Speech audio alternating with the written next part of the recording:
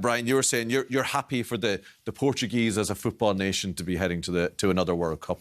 I am, because for many, many years now, well, even going back to when I was a young fella in 1966, and they great players like Eusebio and Torres and Coluna and all them, they brought something, and they brought a passion to the game and a style to the game. And they're not a particularly big nation, and not a huge population, but they always play stylish, technical football. And over the last 15, 20 years, we've seen so many of their young players emerge through their brilliant underage teams, and they make a big influence on many countries, particularly our own, but also in Britain. We see a lot of them in English football at the top clubs, and they're usually small technical players, not like Ronaldo, who's obviously a tall lad and matured into being a big strong fella and could play through the middle rather than just a wide young fella that he was at Manchester United, but more the Martino Neves types, Bernardo Silva, even Felix now, Atletico Madrid. I always admire... And managers as well, Brian, you know, lots of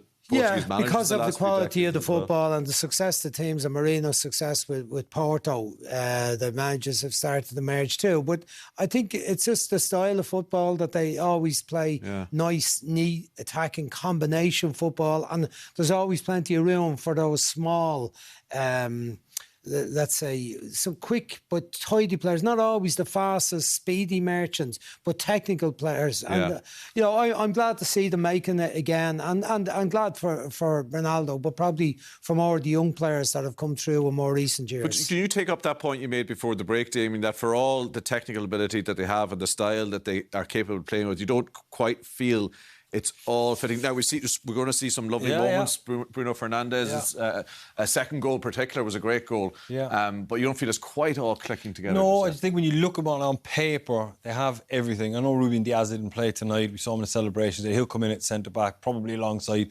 Pepe, but you got full-back, left-back playing at PSG. The players are scattered all over Champions League level teams.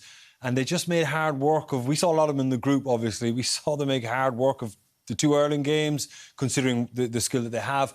I thought they made hard work of the Serbia games. When you look on paper, that should be a team like Germany, France to show up, grip a game by the throat and just bludgeon the Why do you opposition. think they haven't been doing that? Look, we can look deeper into the issues with the manager, and he is a more pragmatic type, and he obviously puts a lot of defensive responsibility on them, and maybe they're not as gung-ho and free-flowing. But this really is a golden generation for Portuguese football.